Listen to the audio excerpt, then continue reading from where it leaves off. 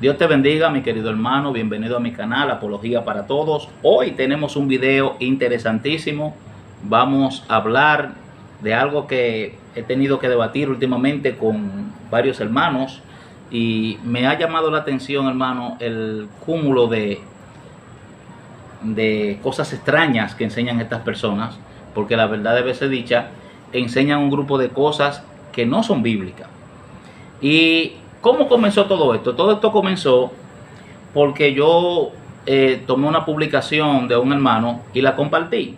El hermano es un pastor muy conocido, un hombre de Dios, que tiene un nombre hecho y una persona que se le respeta bastante. Y esa persona escribió un libro que se llama Los frutos amargos de las raíces hebreas.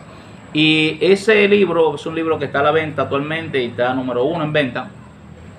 Y él ha hecho varias publicaciones sobre ese tema y yo comparto totalmente lo que él dice. Es un hombre estudiado, un hombre preparado, pero fuera de lo que él dice, yo te puedo decir que yo, por mi preparación que tengo, estoy totalmente de acuerdo con lo que él dice.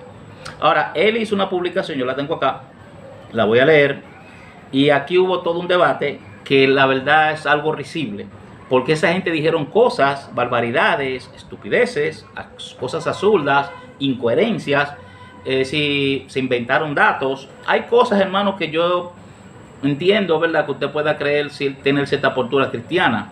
Yo respeto que usted tenga la postura que usted tenga cristiana, pero cuando usted, para poder respaldar su postura, usted necesita inventar datos, es que la cosa es problemática. Y la verdad, voy a empezar con todo esto para explicar un poquito. Yo empecé haciendo la publicación del hermano que decía lo siguiente, dice: los creyentes no debemos regresar a la Torá, sino al Evangelio, más concretamente a la persona de Jesús, el Mesías.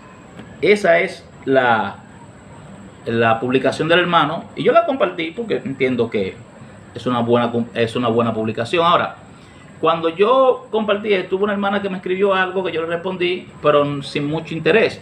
Luego apareció alguien que sí me escribió algo, que de ahí yo le hice la única respuesta seria que hice en todo el debate, porque después de mi primera respuesta, ya me di cuenta que no había nada que hacer, sino que simplemente había que tratar de debatir con ellos para tratar de sacarle lo más información posible de sus creencias, para así nosotros al final tener acá suficiente material memero. Sé que se oye un poquito mal lo que estoy diciendo, pero esa es realidad. Si esto es para reírse, también vamos a corregir los errores, claro, pero esto es más para reírse, hermano. Lo que usted va a ver o escuchar que dicen esta gente son cosas que no están ni en la historia, nada de lo que dice ellos tiene ni pie ni cabeza. Así que vamos a ver. Oiga lo que como empieza el mensaje, el comentario que me llamó la atención. Dice: ojo, que el evangelio no inicia después del Mesías judío, Yeshua. El evangelio se anunció desde Abraham. Es en serio esto. Según ella, por una mujer, o no sé si una mujer o un hombre, porque después estaba un hombre y decía lo mismo que ella, no sé si era como un copy pega que tenían. El evangelio se predicó desde Abraham. Y oiga la cita bíblica que tiene para supuestamente apoyar esta barbaridad. Santa Biblia, Reina Valera, 1960, Gálatas 3:8. Y las escrituras, preveyendo que Dios había de justificar por la fe a los gentiles, dio de antemano la buena nueva, y pone entre paréntesis evangelio, a Abraham, diciendo: en ti serán benditas todas las naciones. ¿Usted está oyendo eso? Mire, hay que tener, yo creo que la mente demasiado preprogramada para uno entender que ahí se está hablando de que se le predicó el evangelio a Abraham. La buena nueva es la buena noticia. Se le dio una buena noticia a Abraham de que él sería el heredero de la promesa mesiánica, pero no fue que se le predicó el evangelio como tal. Pero ellos para ellos acá supuestamente se está hablando del evangelio, se está predicando, y donde quiera que se menciona la palabra buena nueva, sea en este pasaje o en el Antiguo Testamento, para ellos significa que están predicando el evangelio. Esto parece un chiste, pero es real que lo creen. Pero vamos a ver un poquito más, porque esto no me fue lo que más me sorprendió. Vamos a ver. Oiga lo que dice yo le doy una respuesta y después usted verá lo que me dicen. Yo le respondo a ella: hermana, se tiene que hacer demasiados malabares exegéticos para llegar a esa conclusión. No podemos poner un sentido técnico a la frase buenas nuevas que se aplica a la comunicación formal y pública de las verdades del cristianismo, especialmente las buenas noticias del nacimiento de un Salvador y de la redención por su sangre. Pero el lenguaje utilizado aquí no exige suponer que se le hizo esto a Abraham o que se le predicó el Evangelio, en el sentido en que todos usamos esa frase. La expresión en griego proevangelizato significa simplemente la alegre noticia fue anunciada de antemano a Abraham, para que en él todas las naciones de la tierra sean benditas. Estaba implícito, de hecho, que sería por el Mesías, pero el punto distintivo de las buenas nuevas no era el Evangelio tal como lo entendemos, sino que de alguna manera a través de él todas las naciones de la tierra serían felices. Y luego, para irme un poquito más lejos, cito a Tyndale. ¿Por qué? Porque Tyndale tiene la mejor traducción de ese texto bíblico. Y él dice así, oiga cómo lo traduce Tyndale: mostró de antemano alegres noticias a Abraham. Así lo traduce él: mostró de antemano alegres noticias a Abraham. Esta traducción, se lo dije a él, debería estar en todas las Biblias que nosotros utilizamos. Pero lamentablemente no es así. Pero, volviendo al tema, esta es mi respuesta. Esta fue la única respuesta seria que yo di en todo el debate, porque después de eso me dediqué a conversar con ellos. La realidad, esa gente soltaron grandes materiales memeros. Nos vamos a reír con todo lo que digan. Ahora, quiero dejar algo claro. Se dijo tanta cosa en todo esto que yo creo que con un solo video no basta. Vamos a tener que hacer, aunque sea una serie de videos por lo menos. Y nos vamos a reír mucho en la serie entera. Esta va a ser una serie apologética, pero al mismo tiempo divertida. Una serie de apología cristiana, pero al mismo tiempo divertida, porque nos vamos a reír. Pero también nos da pena al mismo tiempo, porque ¿cómo puede ser que una persona que quizás conocieron en algún momento a Cristo estén pensando de la manera que piensan y tengan en la cabeza tantas locuras? Yo quiero que usted vea. Vamos a seguir. Bueno, la persona, como yo le dije respuesta, me da una respuesta tratando de mostrar que tenía razón. Y cita a Isaías: el Espíritu del Señor está sobre mí por cuanto me ha ungido el Señor para traer buenas nuevas a los afligidos. Me ha enviado a vendar a los quebrantados de corazón, para proclamar libertad a los cautivos y liberación a los prisioneros, etcétera, etcétera, etcétera. Ahora, ella toma la palabra buenas nuevas que está aquí en este pasaje y vuelve y pregunta: ¿y qué es esto? ¿Nuevo Testamento? Es Torah. Es así, hermano, es así. ¿Cómo me explicas que le dice él, que lo dice también en el Nuevo Testamento? Y ella empieza a hablar todo este tema. Entonces, luego dice: es más, sigamos hablando del Evangelio. Yeshua no vino a plantear escritura nueva, ya que perdía su papel de Mesías. No sé qué lógica, qué cabeza o qué deducción, qué argumento hace que si escribiera algo nuevo de Cristo, necesariamente ya por eso no era Mesías. No sé cómo él llega a esa conclusión porque se escriba algo nuevo de Cristo, no sé. Ahora dice, ejemplo de ello, siempre dijo: escrito está. Y también dijo, y cita otro pasaje aquí: Padre, si estás dispuesto a apartar de mí esta copa, pero no obstante que no se haga tu voluntad sino la mía. Entonces está errada mi idea, según. Bueno, que en el Antiguo Testamento haya profecías, porque el libro de Isaías es un libro profético que estaba anunciando lo que el Mesías vendría a ser, no significa que en el Antiguo Testamento se estaba predicando el Evangelio. Es decir, es algo sumamente simple. No hay que ser un genio para uno entender eso. Pero aparentemente el hermano no entiende lo que es una profecía y ve una profecía como una prédica del Evangelio, cuando simplemente se está mencionando que fue enviado a predicar buenas nuevas, no predicando el Evangelio per se en ese pasaje. Bueno, vamos a seguir. Luego, él dice algo aquí que fue una barbaridad. Fue una barbaridad porque el mismo hermano del cual yo había compartido la publicación cuando vio esto, yo creo que hasta se dio en el pecho. Yo creo que se dio en el pecho duro. Esto es una barbaridad. Oiga lo que dice: el Mesías judío es el verbo, la Torá, hecho carne. Si regresas a Yeshua, el Mesías judío, regresas a la Torá. Así de sencillo. Oiga esto. Según esta locura, Cristo, el Mesías, es la Torá.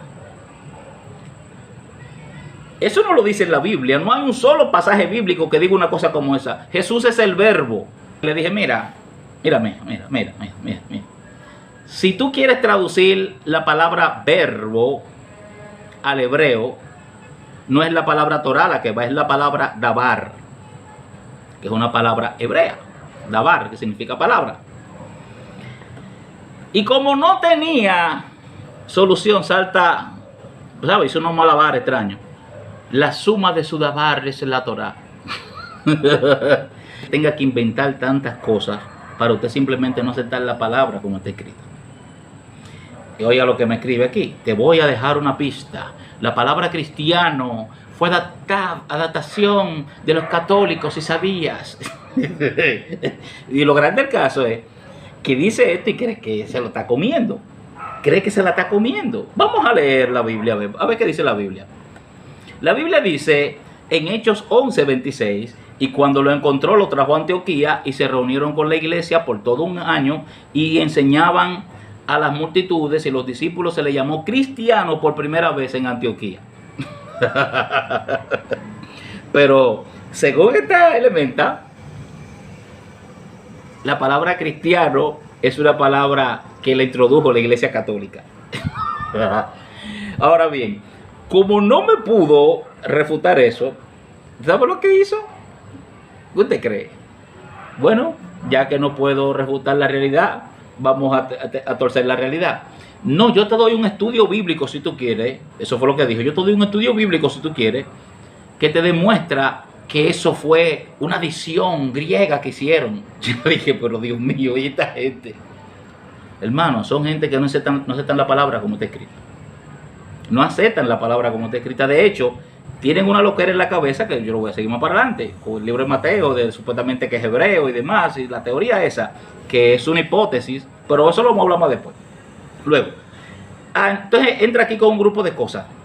¿Sabes que el bautismo es judío? ¿Sabes que presentar a los niños es judío? ¿Sabías que el matrimonio es judío? ¿Sabías que el diezmo que tanto le gusta cobrar es judío? Yo lo que me pregunto es, ¿ella cree que se está enseñando algo nuevo? ¿Quién no sabe eso? Eso lo sabe cualquier estudiante de escuela bíblica. Si tú crees que tú estás sorprendiendo con eso, revísate, porque la enseñanza tuya no es tan profunda. ¿Sabes que ungir a los enfermos con aceite es judío? Ay, Dios mío. Mire, todo esto, hermano, todo esto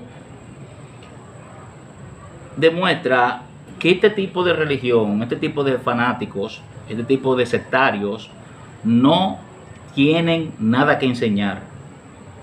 No tienen nada que enseñar, porque lo que están enseñando, hermano, es simplemente chácharas. Chácharas. Es decir, ¿quién no sabe que el bautismo es judío? Que el bautismo lo hacen los judíos.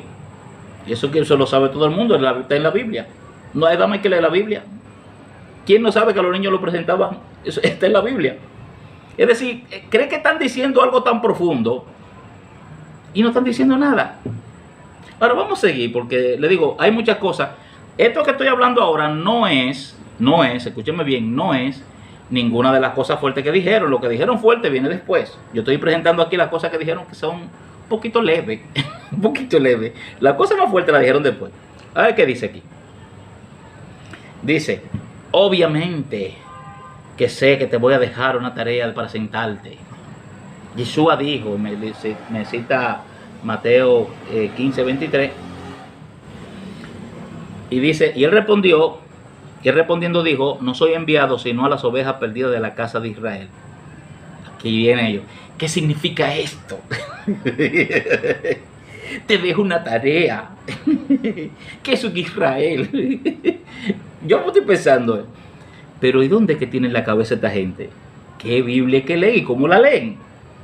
Es decir, dice que fue enviado a las ovejas perdidas de la casa de Israel.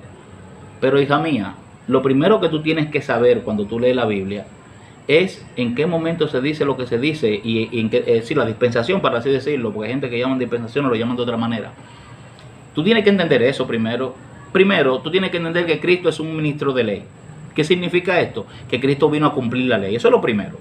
Lo segundo es que el ministerio de Cristo estaba limitado a el pueblo de Israel, porque él era el Mesías y tenía que cumplir con la ley que era enviada a Israel. Luego de la muerte y resurrección de Cristo es que entra la dispensación de la gracia. Si no sabes eso, amiguita, ponte a leer la Biblia, que te hace falta. A lo mejor tú piensas que porque dice que él es solamente enviado a las ovejas de la casa de Israel, se refiere a que solamente los israelitas van a ser salvos. De hecho, ese pensamiento me parece mucho al pensamiento calvinista, que piensa que un grupo de elegidos calvinísticamente son los únicos que van a ser salvos. Pues escucha la locura de esta gente. Entonces me deja de que otra tarea.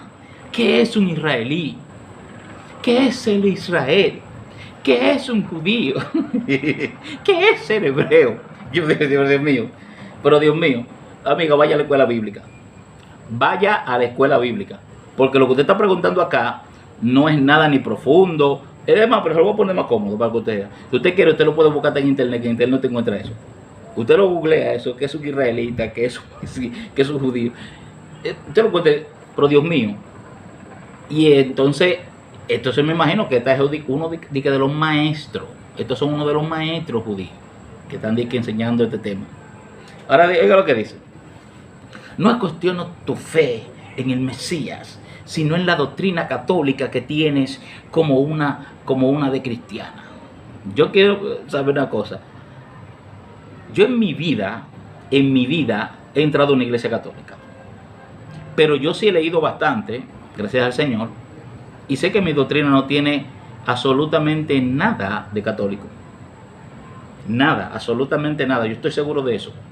Mi doctrina no tiene absolutamente nada de por lo menos de la Iglesia Católica Romana. Porque sí, católicos somos todos los cristianos en el sentido de que la Iglesia es universal. Pero cuando uno oye esto, uno se da cuenta que cuáles son los grandes argumentos de estas personas. Como dije, voy a hacer varios videos porque lamentablemente son muchas cosas que hay que cubrir y todo lo que hay que cubrir no lo puedo cubrir en un solo video. Además, las cosas fuertes yo creo que van a venir quizá al final de este video o en el próximo video. Vamos a ver lo que sigue diciendo la hermana. Vamos a ver. Dice aquí. Yo le dije a ella en un momento que ella no estaba ni sorprendiendo a nadie con lo que estaba diciendo, porque a lo mejor yo les dije, bájate de esa nube, porque no sé si usted cree que tú realmente estás sorprendiendo a uno, porque realmente yo lo que estaba haciendo era manteniendo la conversación para que ellos sigan poniendo su huevo, para que ellos sigan dándonos material memero para nosotros reírnos, porque esto es lo que da risa, hermano. Oiga lo que dice. Yo no estoy para sorprenderte o dar gusto o que escuches lo que quieres escuchar. Las escrituras enseñan, y cita aquí otro pasaje bíblico de Isaías 8:20, y luego dice aquí lo siguiente: si no es conforme a la Torá y es el testimonio, no les ha amanecido. ¿Sí algo que está diciendo ella ahí? Que el que no piensa de la manera sectaria que ella piensa no es cristiano, o mejor dicho, no es salvo, no le ha amanecido. Yo no estoy jugando al cristianito, yo estoy estudiando lo que ella dice, según dice. Y tú estás defendiendo la doctrina católica. El ejemplo de esto, estudia si quieres. El domingo fue un decreto de Constantino. Oiga esto, el domingo fue un decreto de Constantino y tú no estás preparado para la verdad. El Shabbat es el pacto eterno. No estudies como una secta, estudia como hijo. Bendiciones.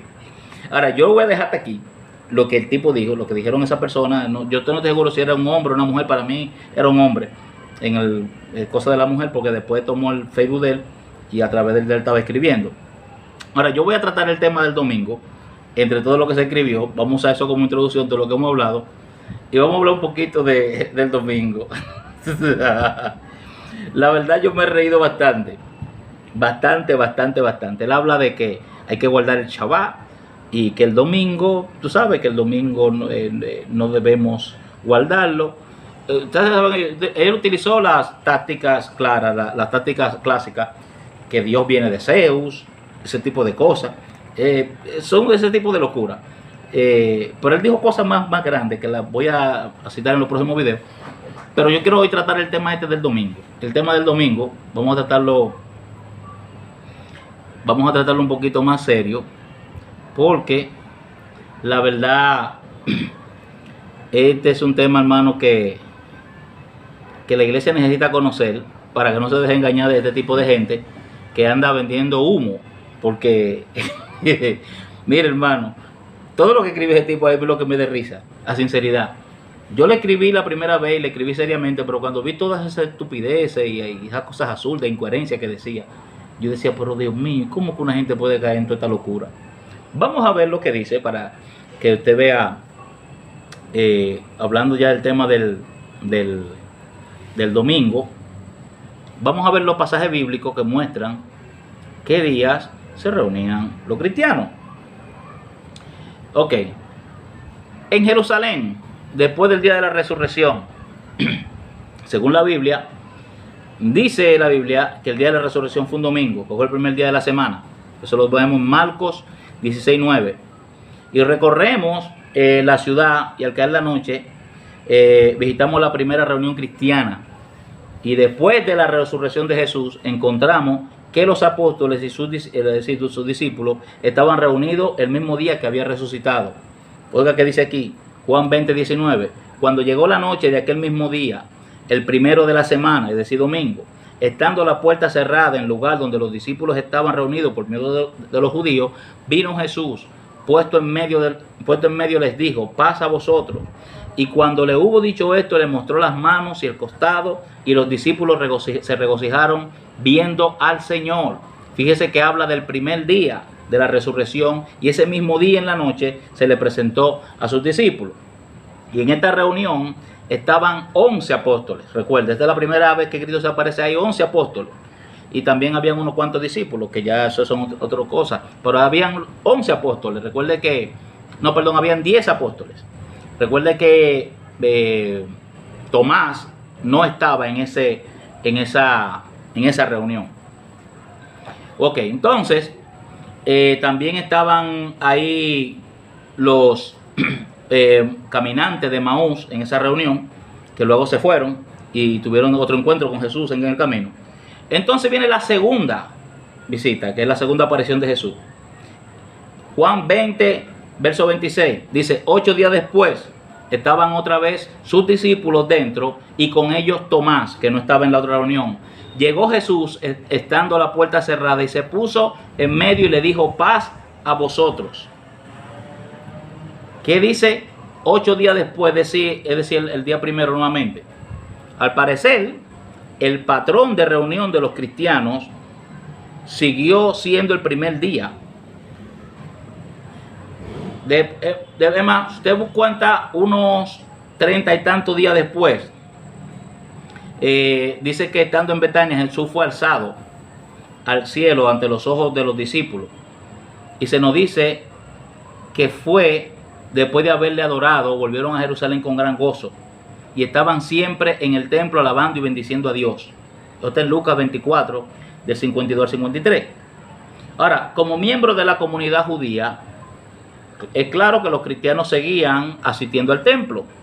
¿Verdad? Es muy probable que hasta los días de reposo iban a la iglesia, al templo, ¿verdad? Como los demás judíos, porque ellos eran judíos. Eso no se discute, ningún cristiano discute eso. Ahora, tenemos también un relato claro de que ellos se reunían todos los domingos. Y eso lo enseña la Biblia. Ahora, nuestra tercera visita tendrá lugar el día de Pentecostés, también conocido como la fiesta de las semanas. Algunos consideran que este fue el momento cuando en realidad nació la iglesia del Nuevo Testamento, el día de Pentecostés, claro está. Ahora, El día de Pentecostés era exactamente 50 días después del sábado siguiente a la fiesta de la Pascua. 50 días después del sábado siguiente a la fiesta de la Pascua. Por lo tanto, siempre caía en domingo. Y en la Biblia leemos que cuando llegó el día de Pentecostés, estaban todos juntos y unánimes, los cristianos. Hechos 2:1. En esta reunión, como en todas las anteriores, no estaban solamente los apóstoles, sino que también estaban sus discípulos, los discípulos de Jesús. Y las mujeres y posiblemente también haya niños. No lo dice la Biblia, pero hay posibilidad. Y era domingo también. Ahora vamos a ver nuestra cuarta pasaje que nos muestra lo mismo. Vamos a buscar Hechos capítulo 20, verso 7, que dice: el primer día de la semana, reunidos los discípulos para partir el pan, Pablo les enseñaba habiendo de salir al día siguiente, y alargó el discurso hasta la medianoche. Mire, las primeras tres que mencioné están en Jerusalén. Sin embargo, esta que estoy mencionando fue ya en el año 51. Ya ha pasado cerca de 20 años desde que se estableció la iglesia. Y todavía se están reuniendo el domingo. Ya el cristianismo estaba extendido por todo el mundo, o por el mundo conocido en ese momento, gracias a la predicación de los apóstoles. Pero cuando llegamos aquí a Asia Menor, a Turquía, en esta cuarta visita, encontramos que los discípulos estaban reunidos nuevamente partiendo el pan el domingo. ¿Qué te parece? Eso es porque que supuestamente fue Constantino que lo estableció el domingo, porque eso es lo que él dice, o lo que dice ella. No sé bien si es un hombre o una mujer, cuál de los dos era que estaba comentando, aunque hay muchos comentarios que son copy pega porque son como repetidos uno y el otro. La quinta, hay otro pasaje, Primera de Corintios 16:1, dice: en cuanto a la ofrenda para los santos, haced vosotros también de la manera que ordené a las iglesias de Galacia. Fíjese que esto ya era una orden. Cada primer día de la semana, cada uno de vosotros ponga aparte algo, según haya prosperado, guardándolo, para que cuando yo llegue no se recoja entonces ofrenda. ¿Qué está diciendo Pablo aquí? ¿Qué era lo que Pablo había ordenado? Que cada primer día. ¿Por qué cada primer día? Porque en ese día era que se reunían. Oh, gloria a Dios. Ahora, vamos a tratar de entender un poquito, porque esto es importante. ¿Qué está hablando Pablo? ¿Por qué Pablo está adoctrinando? Porque fíjate que él dice que él había mandado a las otras iglesias de esa manera, a las iglesias de esta manera. ¿Por qué él le está dando esta instrucción para que cada cristiano separe el dinero, no un martes, no un miércoles, no un sábado, sino para ese día?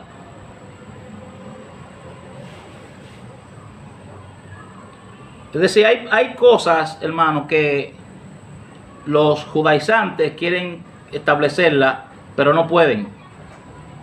Porque Pablo le está dando aquí un mandato a la iglesia y le está diciendo que recojan esa ofrenda, para que cuando llegue ese día, cuando él esté allá, cuando él llegue, porque tenía que ir, no haya necesidad de empezar a recogerla, sino que ya estuviera ahí. Que se recoja los domingos, dice él, cuando nos reunimos en la iglesia. Vamos a seguir. Porque también él mencionó que el día de reposo, que no guardan el Shabbat, algo así fue que él mencionó, ¿verdad? En el último comentario. Pero antes de entrar a la parte del reposo, vamos a ver la historia. Ya, aleluya, no solamente lo que dice la Biblia, sino la historia. Vamos a ver lo que decían los primeros cristianos, que son los discípulos de los apóstoles, los padres de la iglesia. Ok, mire, Bernabé, en el año 74, es decir, todavía estaban los apóstoles vivos, él dice lo siguiente: nosotros guardamos el octavo día. ¿Cuál es? El domingo. con regocijo el mismo día en el cual Jesús se levantó de los muertos. Está en la carta de Bernabé, capítulo 15, del 6 al 8. ¿Qué dice Bernabé? Bernabé es uno de los padres de la iglesia, escrito en el 74. Vamos a ver qué dice la didache. La didache es la doctrina de los apóstoles, para el que no lo sabe. Dice: cada día del Señor mantengan su solemne asamblea y regocíjense, pues es culpable de pecado quien ayune el día del Señor, siendo el día de la resurrección. Eso está en la página 449, perdón, el volumen 1 de las Constituciones de los Santos Apóstoles, Padres Anteniceno, volumen 7. Nuevamente la didache dice: en el día de la resurrección de nuestro Señor, el cual es el día del Señor, reuníos más diligentemente, dando alabanza a Dios, quien hizo el universo por medio de Jesús y lo envió a nosotros, y condescendió en dejarle sufrir y le levantó de los muertos, de otro modo que apología hará él ante Dios, de quien no se reúne él ese día al escuchar la palabra salvadora concerniente nuevamente a la Constitución de los Apóstoles. Este es el mismo libro. Nuevamente la didache dice: en el día de la resurrección del Señor, eso es el día del Señor, reunidos juntos sin falla, dando gracias a Dios y alabándole por esas misericordias que Dios ha dado a vosotros por medio de Cristo, y le ha librado de la ignorancia, el error y la esclavitud, que vuestro sacrificio sea sin mancha y aceptable a Dios, quien ha dicho concerniente a su iglesia universal. En este sentido es toda la iglesia: en todo lugar y en todo tiempo se me ofrece un sacrificio puro, porque soy el gran rey, dice el Señor, y mi nombre es admirable entre las naciones. Nuevamente, esto es otro trozo de la didache. Ahora vamos a ver a San Ignacio, quien también fue uno de los padres de la iglesia. Fue en el 107 que él escribió esto. Y este hombre me parece que pudo haber sido discípulo de Juan por el parentesco en la manera de escribir. Él escribe muy parecido a lo que escribe Juan. Y oiga lo que él dice. San Ignacio dijo: no seáis engañados con doctrina extraña, ni con fábulas viejas, las cuales son sin ganancias. Pues si todavía vivimos conforme a la ley judía, reconocemos que no hemos recibido gracia. Si por eso aquellos que han sido enseñados en el orden antiguo de las cosas han venido a la posesión de la nueva esperanza, ya no más observando el Shabbat, sino viviendo en la observancia del día del Señor, en el cual también nuestra vida renació por medio de él y su muerte, la cual algunos niegan, dice él. Pues es que en ese tiempo había gente que negaba la muerte de Cristo. Misterio por medio del cual recibimos fe y por cuenta de lo cual sufrimos, para ser hallados como discípulos de Jesucristo, nuestro único Maestro. ¿Cómo pues seremos capaces de vivir aparte de él, a quien aún los profetas estaban mirando como su Maestro, pues eran también sus discípulos en el Espíritu?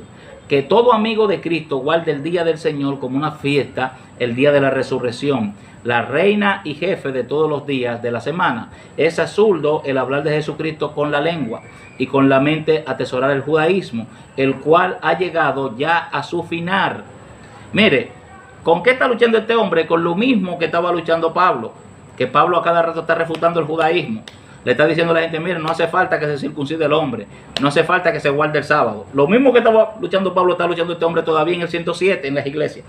¿Por qué? Porque los primeros que se convirtieron fueron judíos y querían judaizar la iglesia. Siempre ha existido eso, ese tipo de gente que han querido desviar la iglesia de la fe en Cristo. Ok.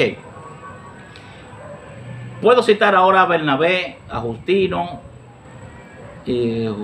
Clemente de Alejandría. Vamos a Clemente de Alejandría.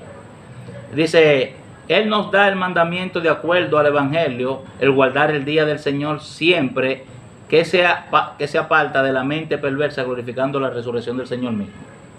Ahora, yo voy a parar acá porque voy a poder seguir citando personas que son padres de la iglesia. Pero yo quiero decir algo. Nosotros los cristianos no guardamos el domingo, tampoco guardamos el sábado. Nosotros guardamos todos los días. ¿Por qué guardamos todos los días? Porque nosotros entramos en nuestro reposo. ¿Quién es nuestro reposo? Jesucristo. Nosotros no tenemos que hacer nada para buscar la salvación. La salvación está en Cristo. Nosotros nos agarramos de Cristo, vivimos para Cristo y punto. Eso es lo que hace el cristiano. El cristiano descansa en la obra perfecta de Cristo. Con el tema del sábado, que el hermano habló, yo creo que tendría que dejarlo para un próximo video. Lo voy a tener que dejar para un próximo video porque tengo demasiadas cosas acá que decir de ese tema, y va a ser ya un tema, un video exactamente para ese tema. Dios te bendiga, querido hermano. Espero que el video haya sido de bendición. Vamos a seguir tratando este tema. Esta es la primera parte de varias partes que vamos a hacer de toda la discusión que tuvimos. Espero que tú compartas este video, que tú le des like, que lo comentes y que nos ayudes propagando la información que estamos entregándote, porque estamos haciendo contenido con la intención de que tú puedas seguir creciendo en la fe y te puedas desarrollar. Dios te bendiga y estamos en contacto. Bendiciones.